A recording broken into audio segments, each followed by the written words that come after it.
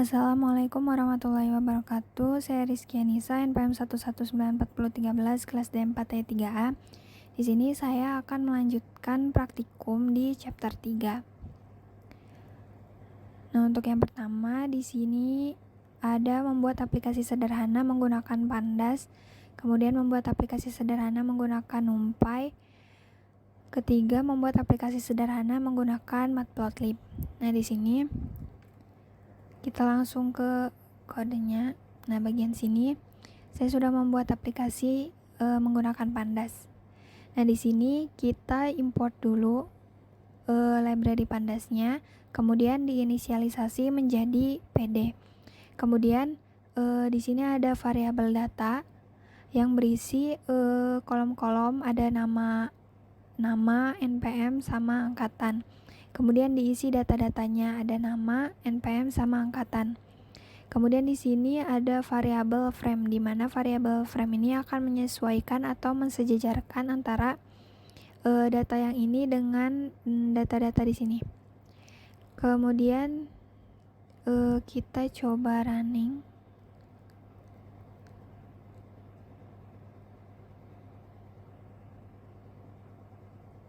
Nah, di sini sudah muncul outputnya, itu ada nama, NPM, kemudian ada angkatan. Selanjutnya di aplikasi sederhana Matplotlib. Di sini diimport dulu library Matplotlib-nya dan diinisialisasi menjadi PLT. Kemudian di sini ada variabel prodi. Di sini berisi nama-nama prodinya, kemudian ada jumlah mahasiswa, ini variabelnya. Nah, ini jumlah mahasiswa per prodinya. Kemudian di sini akan dibuatkan sebuah figure dengan fix size-nya yaitu 8,4.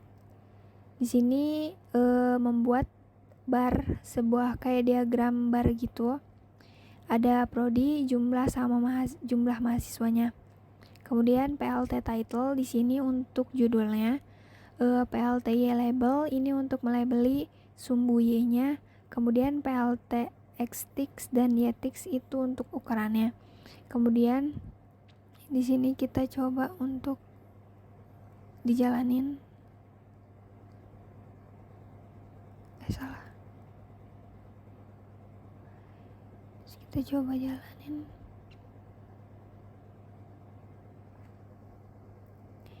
Nah, di sini udah muncul gambarnya. Coba gedein. Nah, di sini muncul gambarnya. Ini yang udah kita buat menggunakan Matplotlib.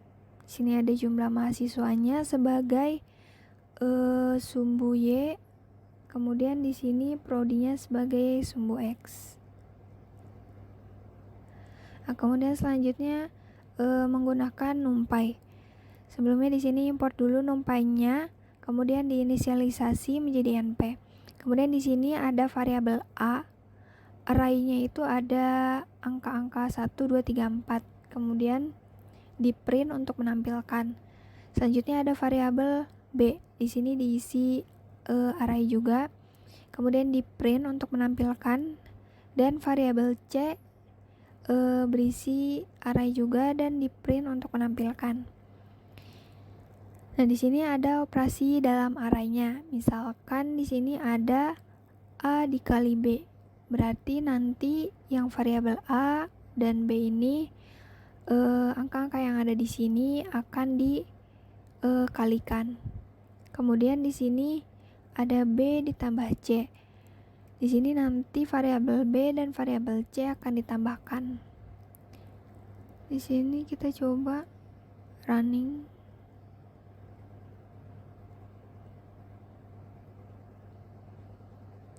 Nah, di sini udah muncul. Untuk yang baris pertama ini variabel A, B, kemudian C. Nah, di sini yang bawahnya lagi itu merupakan hasil dari operasi array-nya. Yang tadi yang A dikali B. Kemudian yang paling bawah ini yang B ditambah C. Nah, kemudian selanjutnya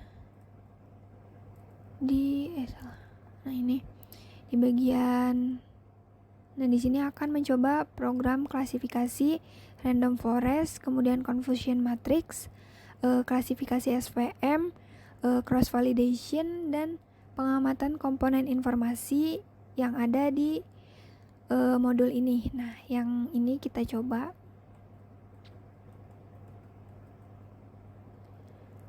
Di sini udah. Nah, untuk yang pertama ini di bagian klasifikasi random forest. Di sini kita import dulu pandasnya. Kemudian di sini kita akan membaca read.csv. Oh, di sini sebelumnya kita download dulu datasetnya di sini. Nah, datasetnya itu yang ini, yang download ini, yang all image and annotation-nya di download aja. Kemudian di sini dimasukkan ke read CSV-nya. Di sini kita membaca dataset image attribute labels.txt. Kemudian di sini kita running.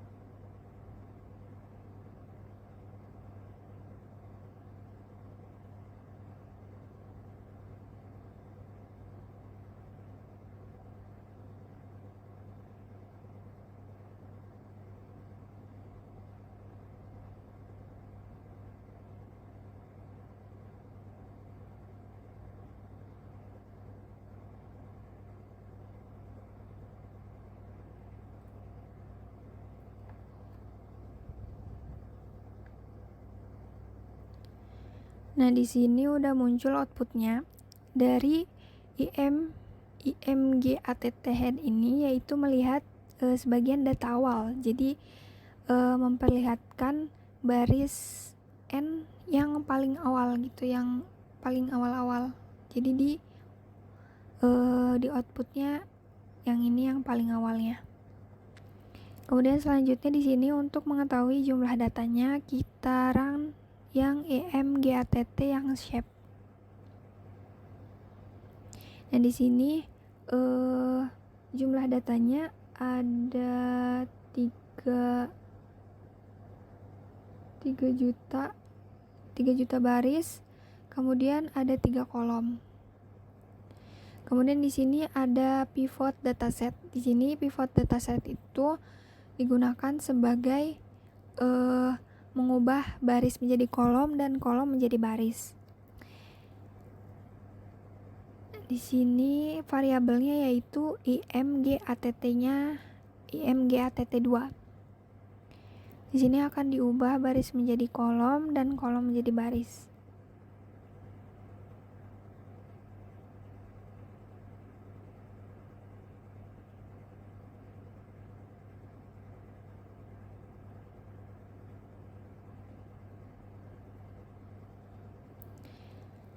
Nah, di sini udah muncul, yaitu outputnya barisnya ada 11.000, kemudian kolomnya ada 312.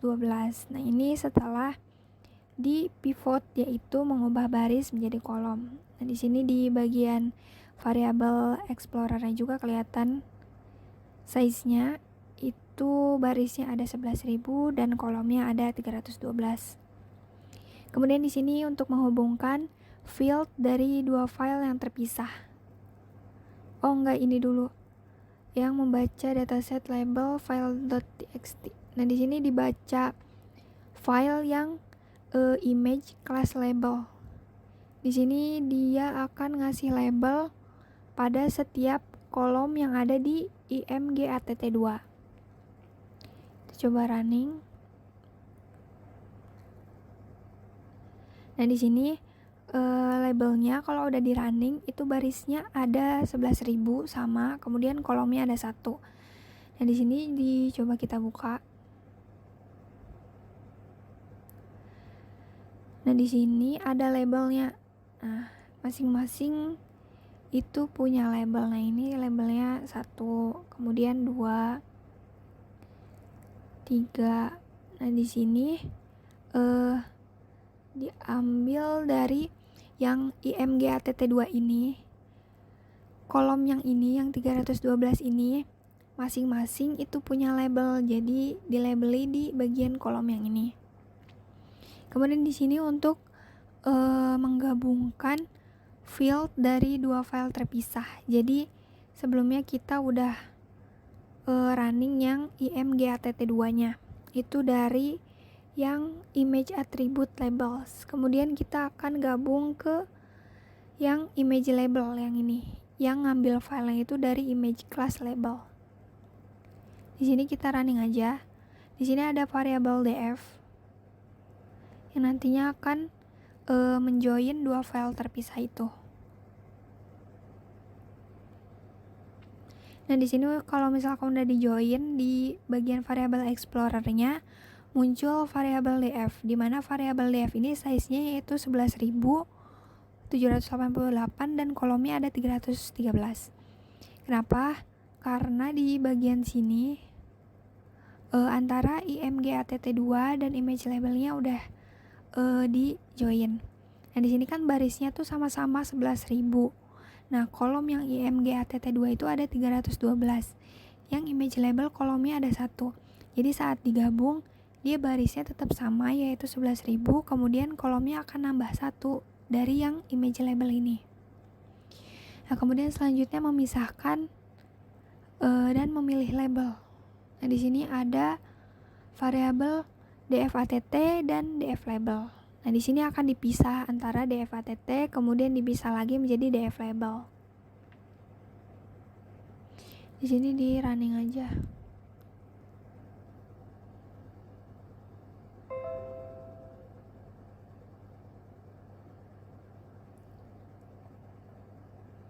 Salah. Ini di running, D-nya nggak ke bawah.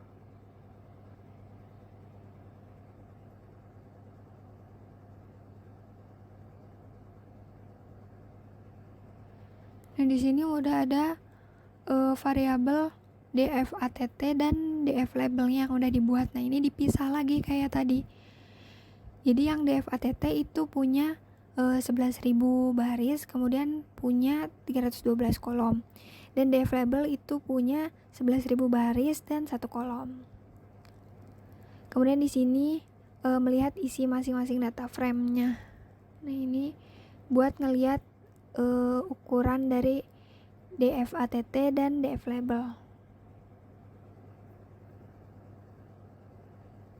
Nah, di sini udah muncul outputnya untuk lihat isi dari masing-masing data frame-nya.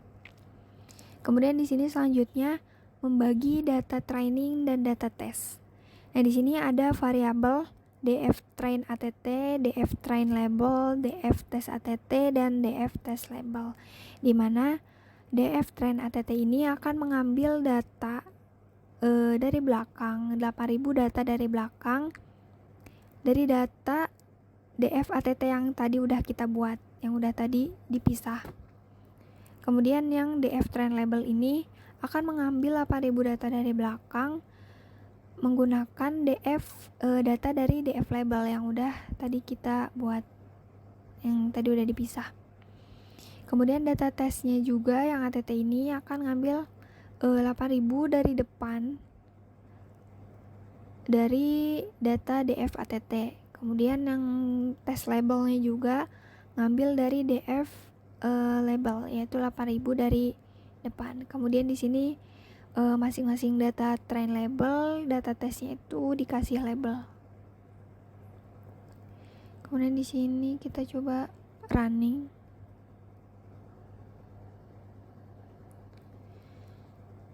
Nah, di bagian variabel exploring-nya, nah di sini udah muncul. Di bagian df train att. Nah, di sini kan ada 8.000 karena kita ngambil 8.000 dari belakang. Kemudian di sini kolomnya ada 312. Kemudian selanjutnya ini kan ngambil dari data dfatt ini. Nah, jadi 11.000 ini diambil 8.000 oleh DF train ATT-nya, data trainingnya. Nah, kemudian yang train labelnya, train label yang ini dari DF label. Dari DF label yang ini. Dari 11.000 DF label diambil 8.000 oleh DF train label. Kemudian yang DF test ATT ini ngambil dari DF ATT yang 11.000 ini. Nah, di sini ada 3.788. Kenapa bukan 8.000 padahal di sini dia mintanya diambil 8.000 data. Karena di sini 8.000 data keseluruhannya itu ada 11. Kemudian diambil 8.000 oleh data training. Jadi data testing ini dapat sisa dari data yang udah data training ambil. Jadi sisanya 3.788. Dan jumlah kolomnya itu sama 312. Kemudian di data test label juga dia datanya ngambil di DF label, di mana 8.000-nya udah diambil oleh DF train label. Jadi test labelnya sisa 378.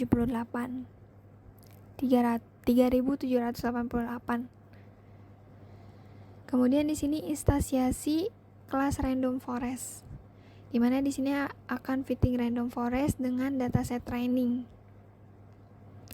Di sini import dulu random forest classifiernya, kemudian dibuat variabel CLF.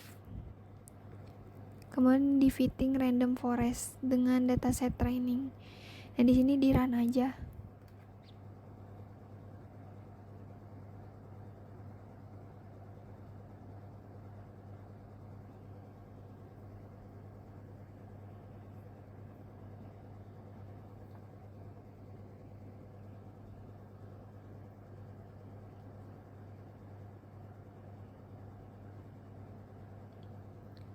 Nah, di sini udah muncul outputnya, yaitu random forest classifier. Di sini ditentuin max fiturnya itu 20, kemudian n estimatornya itu 10.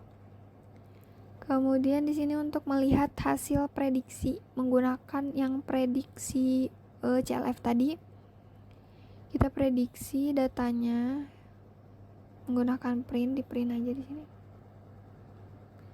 Nah, di sini data-data yang udah diprediksinya. Nah, ini tuh bisa berubah-ubah. Jadi tergantung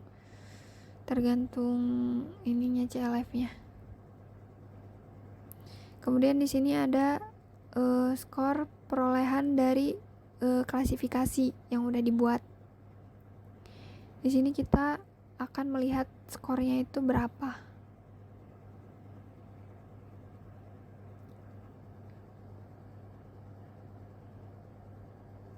Nah, di sini udah terlihat outputnya. Nah, skornya itu segini, 0,32222.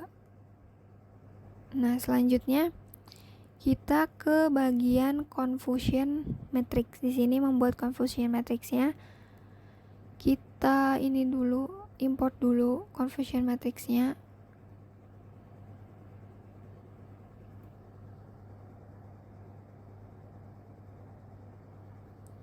Nah, di sini akan muncul array dari yang CM ini confusion matrix, DF test label, kemudian yang prediksi label yang didapat dari DF test ATT.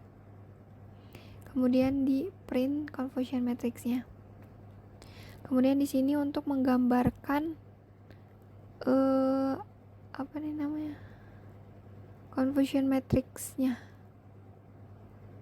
Jadi di sini di running aja dulu, karena ini untuk ngegambarin plotnya. Aduh bro.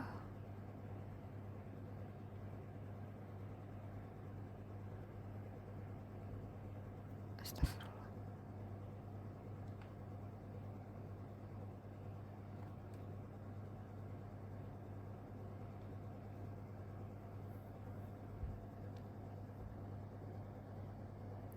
Nah, di sini udah diimport untuk bikin plotnya, nanti akan digambarkan. Nah, di sini untuk membaca file classesnya. Di file classes ini dimana sebelumnya kan labelnya tuh nggak ada nama-nama burungnya tuh. Nah, di sini tuh bakal dikasih nama-nama burungnya. Jadi labelnya itu bernama. Jadi nggak cuma nomor-nomor doang.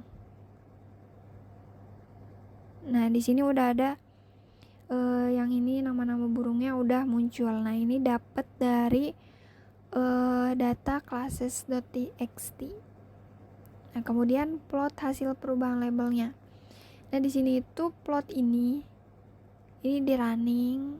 Nah, datanya itu dari yang sebelumnya udah kita running sebelum yang ini, plotting conversion matrix. Nah, di sini kita plot hasil perubahannya.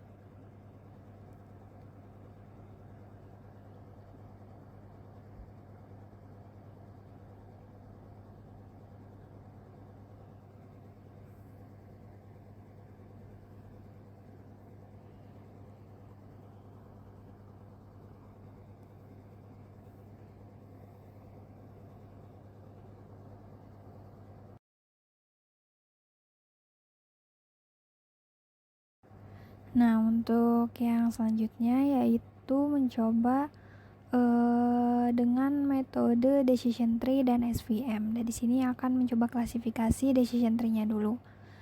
Nah, di sini import library tree-nya, kemudian membuat variabel clf3. Di sini diambil datanya dari data train ATT, data train label, data test ATT sama test label. Nah, di sini kita coba running aja.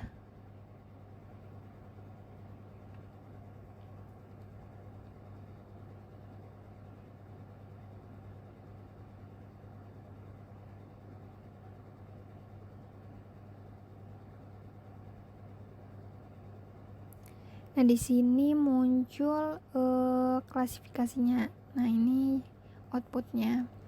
Kemudian kita akan mencoba klasifikasi dengan menggunakan SPM. Nah, ini datasetnya masih menggunakan dataset yang sama. Di sini bakal di print skornya.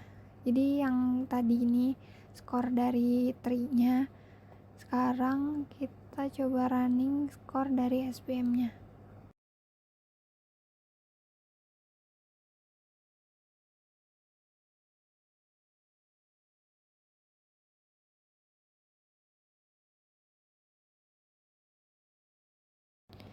Nah, selanjutnya kalau udah muncul skor dari SVM-nya, kita lanjut ke pengecekan cross validation-nya. Nah, di sini ada hasil dari hasil cross validation random forest. Nah, di sini kita sebelumnya import dulu library cross val score-nya. Kemudian kita cek yang skor dari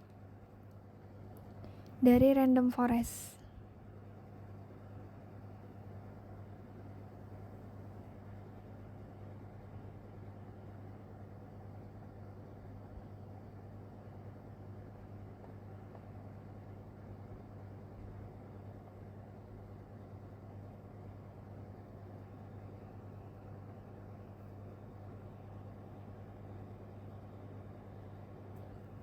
Nah, di sini ada outputnya yaitu akurasi yang bagian cross validation untuk random forest. Nah, kemudian selanjutnya hasil cross validation untuk decision tree-nya. Di sini run aja.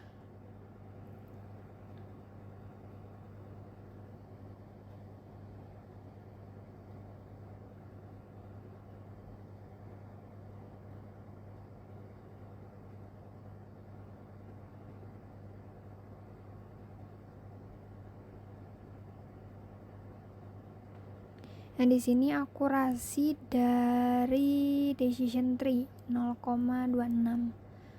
Kemudian hasil cross validation dari SPM.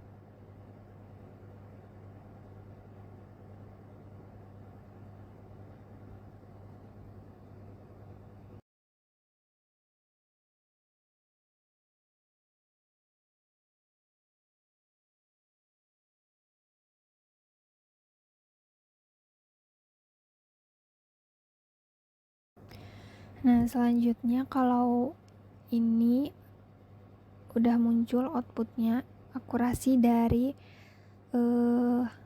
cross validation SVM. Kemudian selanjutnya yaitu kelewat.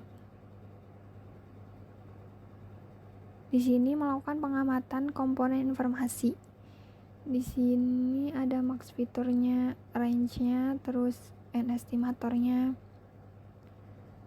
Kemudian di sini akan di print max fiturnya, terus n estimatornya sesuai dengan range yang ini. Di sini kita coba print aja.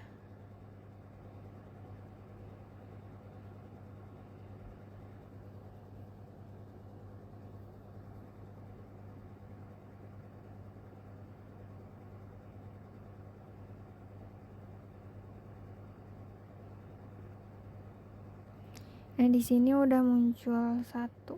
Di sini kan range-nya itu dari 5, 50 sama 5. Nah, di sini max fiturnya menyesuaikan dari yang udah ditentuin di sini.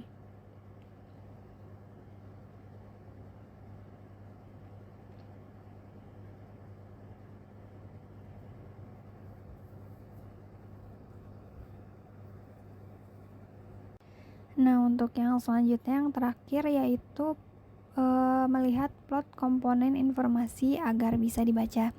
Nah, di sini akan muncul gambar dari hasil yang ini. Jadi di sini kita coba running aja.